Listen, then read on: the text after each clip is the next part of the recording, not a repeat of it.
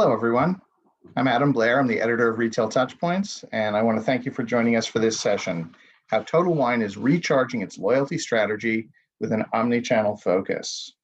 We've got two great speakers today, Matthew Kirkpatrick, who's Director of Marketing Systems for Total Wine & More, which is the largest independent retailer of fine wine in the US. He's focused on driving innovation with loyalty, promotions, and personalization. We also have Rose Spicer, who's Global Senior Director for Oracle Retail. She and her global marketing team design, develop, and execute programs that highlight retail customer success to articulate the value of complex solutions and cloud services. Before we get started with the actual presentation, I just have two quick reminders. If you have questions for either of the speakers, or they will be rejoining us for a Q&A near the end of the session. So you can type into the Q&A button. You can hit the Q&A button and type in your questions. That's located at the bottom of your screen. The session is being broadcast over Zoom webinar. It uses the host computer to share the content with you, the attendees. So for the best performance, it's recommended that you close any other applications on your computer, which might prevent you from getting the most out of the session. But let's kick off. Welcome, Rose and Matthew.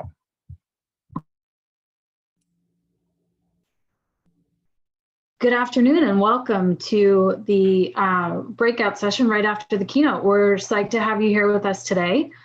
Today we're going to talk about how Total Wine & More is recharging loyalty with an omni-channel focus. I'm Rose Spicer here from Oracle, and I'm pleased to have my customer, Matt Kirkpatrick, Director of Total Wine & More, here to talk about their success.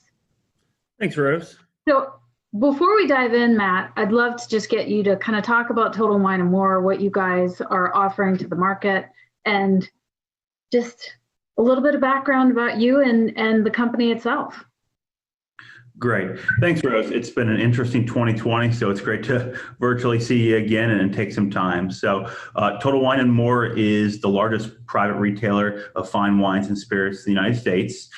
We have over 200 stores coast to coast in the United States with over 25 states. You know, we offer a big box retail store. So we in-store shopping, in-store pickup, curbside, and of course delivery, which certainly has changed a little bit in the last 6 to 9 months. So you know, we offer 8,000 wines, 3,000 spirits, and 2,500 beers. Really, you know, we have millions of loyalty customers, and our sort of motto is we're the best, you know, sales, selection, and service in the business.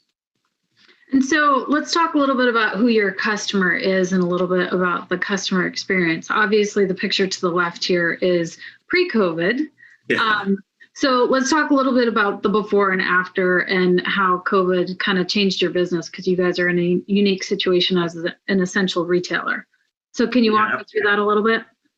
Sure. Yeah, absolutely. So, you know, our customer can vary between markets and states and sometimes even regions. So, but, you know, overall, we have a little bit for everyone, whether you're, you know, there to buy a case of wine or a bottle for a friend, or you're a fine wine collector. You know, our sort of big stores, you know, great selection sort of offers a little bit for everyone.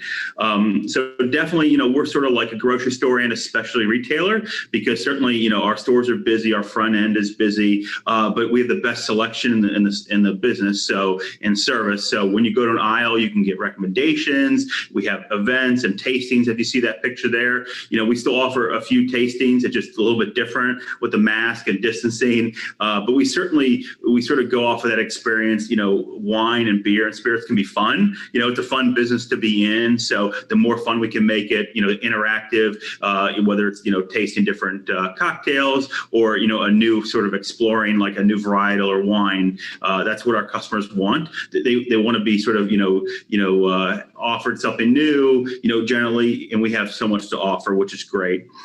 During COVID, you know, we certainly were lucky. Most of our stores stayed open. Certainly, we took the precautions for customers and our employees. You know, safety was, you know, priority number one.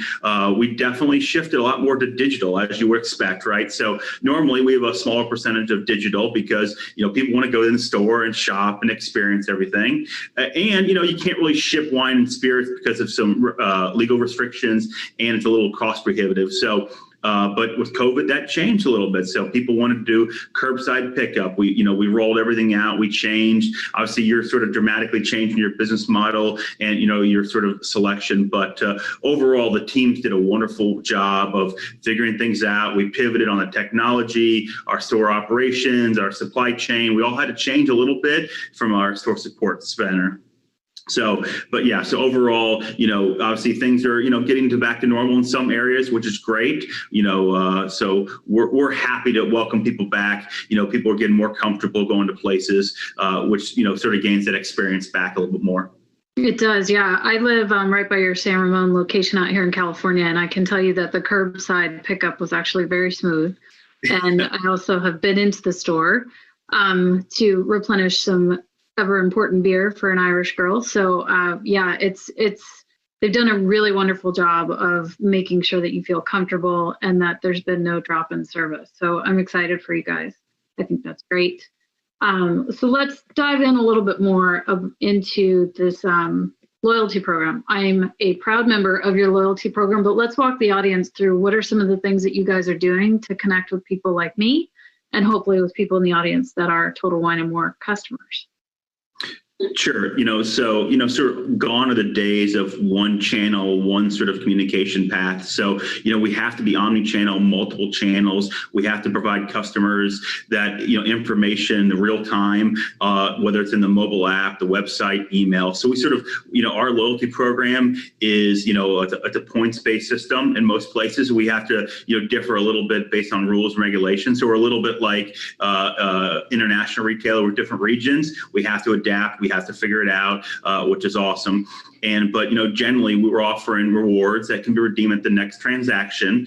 And we also have a bunch of benefits of, specialty items, specialty bourbons, things like that. We, have normal release times, and we, take into account for those experiences, whether through events and tastings and things that we can sort of provide the customer to learn more, interact. Obviously, we have our award-winning mobile app that consumers can, see deals and promotions and recommendations and the latest on their loyalty program in the palm of their hand, right? So that's been a great sort of pivot tool for us in this COVID and more digital area. Just a quick question on that. Are you seeing now that the stores are reopening and people are more comfortable with the safe environment, are you seeing a drop in the use of the digital app, or has it just changed how they use it? Yeah, I think it's just changed a little bit, how customers use it. Obviously, when you're still going to do your research, right? With the mobile app or online, I think people are getting more comfortable, right? Because we can do contactless. That's the huge importance, right? You can do, curbside pickup. You select where you are, that stuff is always available. But, we can get your coupons right through the app. So you don't have to touch the, pin pad to type it in. You can scan your loyalty ID. So these things, we're just sort of introducing features and functionality. It certainly increased the capabilities there, and more of our focus on how do we provide that contactless experience and really, connected, because people don't want to carry stuff and, print out stuff anymore, probably. So those things are changing a little bit faster than we expected. Yeah. Okay, great. And then behind the scenes, right? So this is the consumer side of it. So talk a little bit about behind the scenes. Who are the people that you collaborate most with in order to establish the loyalty programs? Sure. Definitely a big piece of that is our marketing department. But, overall, it's a sort of a cross-functional group of our marketing team, our store operations and digital creative people. So obviously we have to, communicate the similar message, no matter what channel someone's looking at. We want to offer that experience and really connect, right? Whether it's through mobile, whether it's through the digital or sort of in-store, email, those things are all really important. So we really collaborate, on a weekly, daily basis to figure out, hey, what's next? What are we seeing from customer feedback? What's new? How can we make things easier? Really, we want to reduce friction, for customers, to update their loyalty accounts, experience that, because people want to see their points and their rewards and those type of things. So, and obviously more people are using the website, so which is great. We're driving traffic. We want them to update their profile, what sort of selection they want, what type of offers. So that's been a big win for us too. Nice. Okay. So, right, the slides are a little sticky. So let's talk a little bit about how marketing changed. You touched on this a little bit before, right? Talking about one channel's not enough. So I thought this was a clever cartoon that you guys came up with. Could you talk a little bit about your experience and what are some of the things that you and your team are talking about with your marketing team about changes? Right. Yeah. I mean, sort of, if you look at the 80s or 90s, even 2000, digital was a much lower percentage. We had paper newspaper, one size fits all. Customers, had expectations, but they weren't as much in the digital world. But you go to 2010, and 2020 now, digital expectations have risen. Clearly COVID has changed people's minds on things, right? So they want the digital world. They want it in front of them. They want it personalized. If you don't give an offer that really speaks to them or what they want, you don't want to disappoint a customer. So, that's what we're looking to do. Definitely, you have to, technology can drive that stuff. We're not, you can't do everything in Excel. You can't do everything by hand. It's not one size fits all. So, it's been interesting how marketing, has evolved, especially in the last, probably 12 to 18 months. And it's certainly accelerated, like we talked about with COVID. So it's that digital experience using analytics to drive those decisions and really be more relevant for customers. Perfect. So let's talk about those changing expectations. I think this is kind of around your associates as well as around your customers. So let's start with relevance. Yeah, absolutely. So, we, our customers and our front end team members also in the stores, they need to understand, what's happening in real time, whether it's, hey, what offers are available, what interaction is personalized versus not. Our team members and our consumers want to know, what's happening, in real time. So it's got to be there. It's got to be available. It's got to be, relevant there. So, and as we talk about loyalty, we talked about multiple differences of the loyalty program. So we have millions of transactions and over 50% of our guests, use the loyalty program, which is great. So every time they do that, it's a win for us. It's a win for consumers.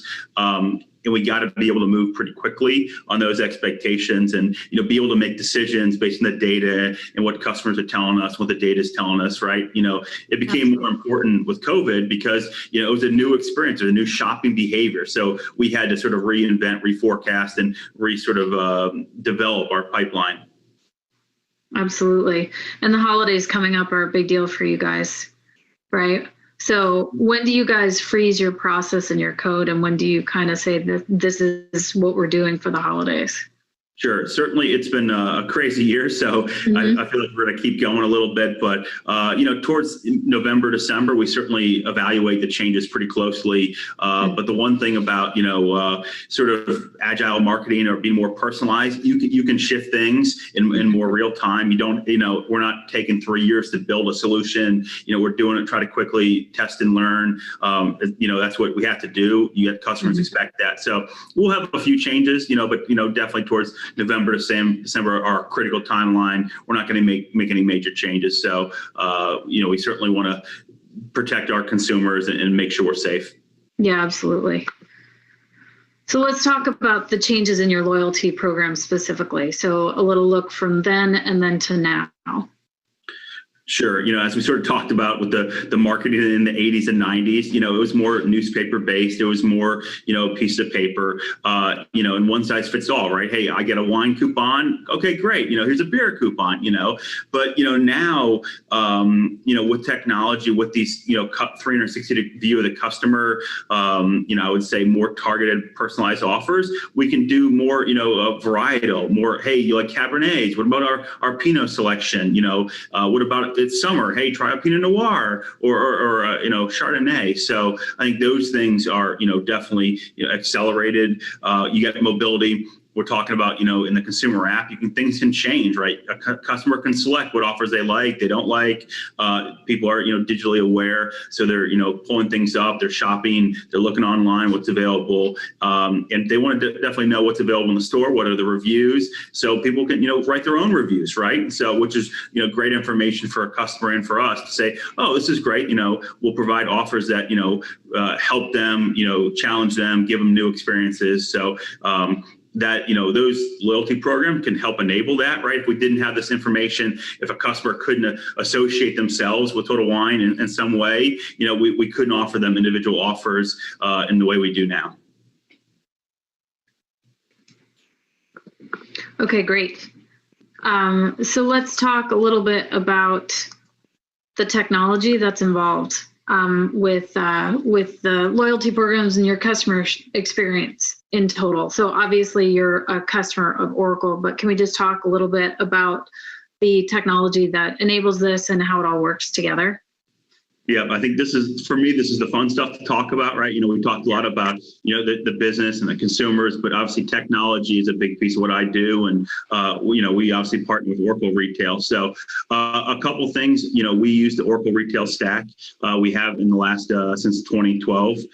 And we certainly have upgraded to the new platform of Xstore and customer engagement over the last 6 months or a year, really looking to that cloud-based system for a lot of areas and really enabling that the data can be in real time. So, we focus on scaling, right? So you can always do things manually, fairly easily, but how do you scale that? How do you increase performance to meet the growing demand, whether it's through digital or in-store channels, mobile app, email, that those events and things like that have to be available to, outside consumers, because, you can't do everything from one group or one database. You got to expand that and make the data available to everyone. So that's what we've been able to do, and really has pivoted us in a good position going into COVID in 2021. Awesome. That's great to hear. And I know you partner pretty closely with our Oracle consulting team as well, right? Yeah, absolutely. Certainly, they've helped us in a number of areas, and we've, continuing to work on, enhancements and capabilities and upgrades. I mean, it's sort of an evolving game, right? It never stops. Yeah. Which is great. So you got to add features, you got to be relevant, you got to do those things to keep you busy. Yeah, absolutely. So as we look forward, there were just a few questions that kind of came to mind. So obviously the loyalty programs are changing, they're evolving, and they're dynamic. What are the KPIs that you guys use to kind of measure success? Obviously the adoption, but could you talk a little bit more about KPIs in particular?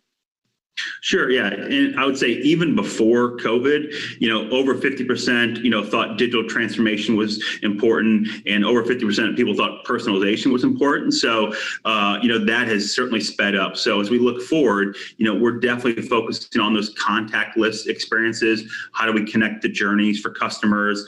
Obviously customer behavior is changing. So, really we need to look at, how we're associating a customer to loyalty when they have those transactions and those interactions with us, whether it's, digital, making a review or doing something online, or hopefully going into a store, shopping, calling our call center, which certainly has been a big part about our success in the COVID area, so being able to connect all those different areas, having that customer journey and being reactive and proactive at the same time. So those are a couple of things, from a KPI perspective.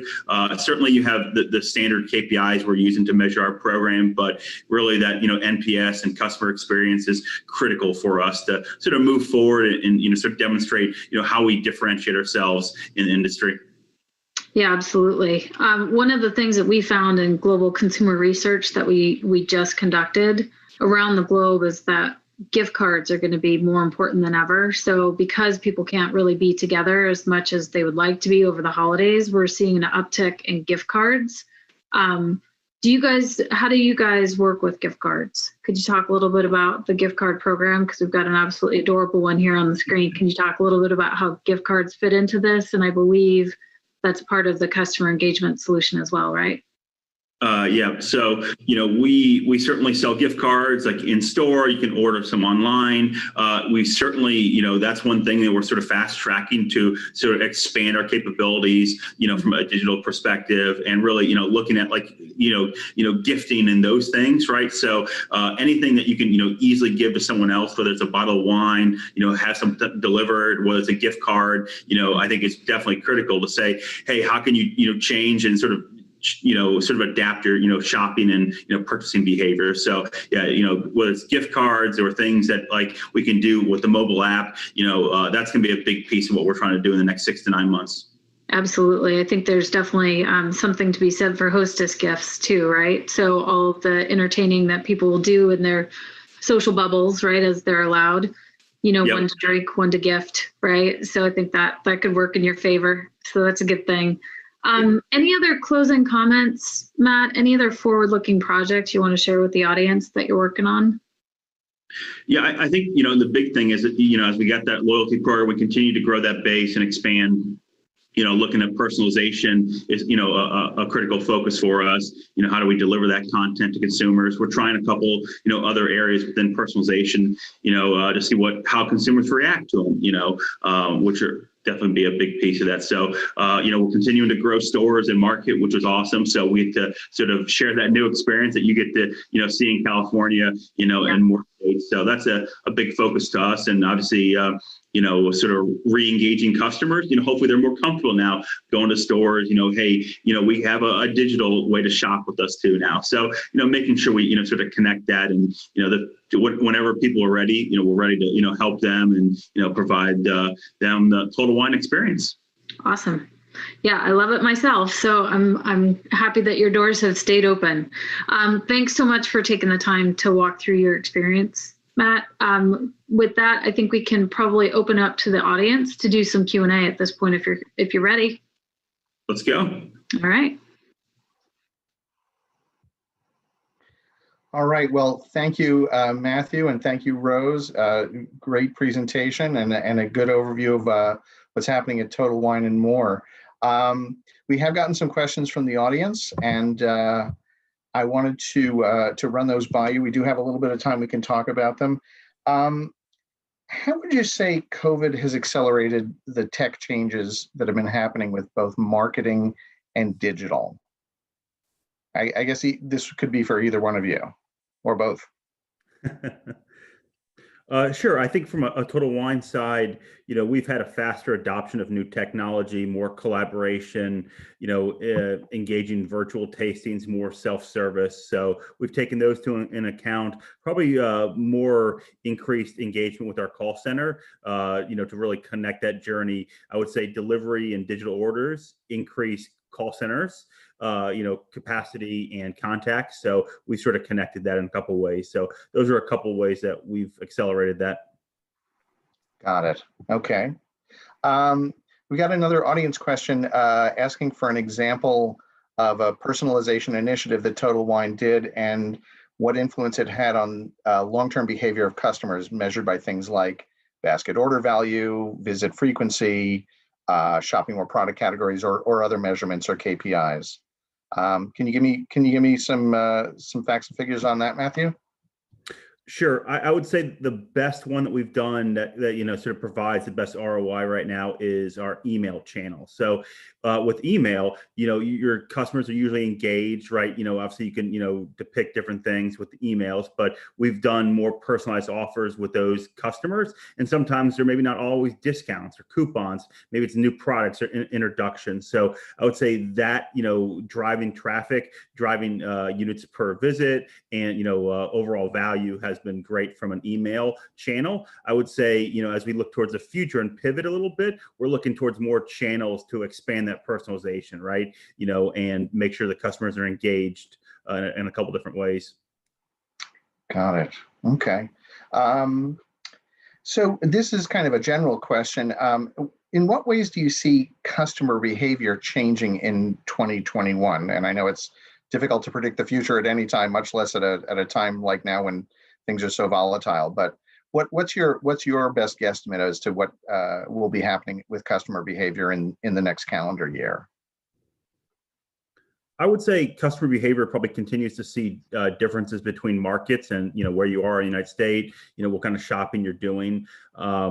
Digital shopping, I think, will continue to accelerate the curbside delivery. But, people in the last 9 months have, gone less frequently to our stores, but are spending more in general, right? As you can expect, right? People want to make less trips, combine trips. So, trying to understand, how you forecast that can be difficult. So I would say those will continue. I think, trying to integrate our events and sort of other digital interactions will be a challenge for us. But I think we're excited about, doing that in a new way come 2021. Got it. Rose, any thoughts on customer behavior? I mean, I know Oracle does a lot of research and studies, so maybe you have some insights into that. So we're seeing a lot of we just did a really great research survey of 10 different countries. So we've got kind of a global perspective. And so we're definitely seeing that online shopping as a continuation. I think the other thing is the discovery of new brands that people came out during COVID when they did go shopping.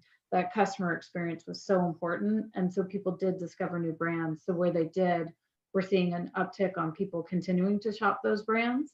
So I think that's somewhat interesting. And it goes back to the point of the importance of delivery and inventory and being able to fill that demand when you do finally get that customer into the store when they're coming less frequently. So I think that agility is super important to make sure that you can respond to how things seem to be changing from week to week.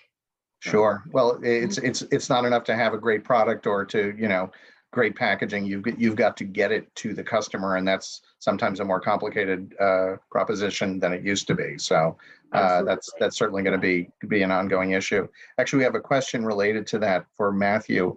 Do you think that customer journeys like curbside or delivery that you implemented during COVID will still stick around post-COVID? And are there other journeys that you might be considering next?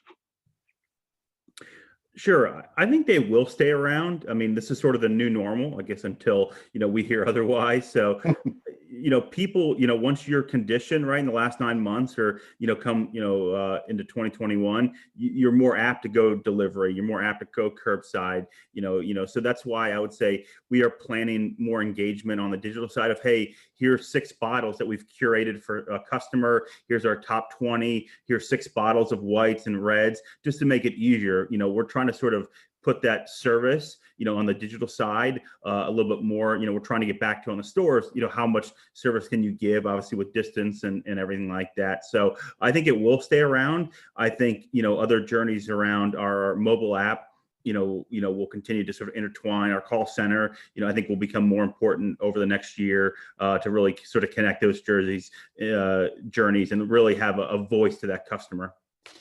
Got it. Okay.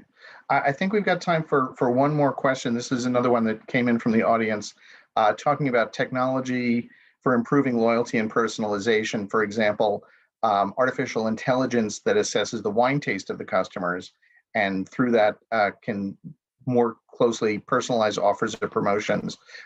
Is that something you guys have been investigating or have interest in? And if so, what do you think are the possibilities for it? Mm-hmm. That's something we haven't really explored that much. I think there's definitely some mobile apps out there that do a good job on an analysis on taste and everything, but we haven't explored as much that I'm aware of, and we'll probably focus our efforts in a couple different ways, but that might come down the line. But good question. I would never predict that something wouldn't happen technologically, especially given the theme of this event, the big acceleration. Rose, anything else you'd like to add before we wrap up? No, I just want to say thank you to Matt again for jumping in, sharing his story, and for Retail Touchpoints and the team for bringing us this opportunity to talk to you. So thank you. Well, you're absolutely welcome, and thank you to both you, Rose, and Matthew for a really great presentation with lots of good detail. So I want to thank the attendees also for your attention. Our next part of this event is our closing keynote, and that features 2 executives from Kroger. Tomorrow, October 14th, the things kick off at 10 a.m. Eastern, with our Startup Innovation Lab, and then the opening keynote is at 11 a.m. Eastern. So we hope to see you virtually all there, or virtually see you all there. Anyway, thanks everyone for your time, and have a great day. Thank you, you too. Thank you.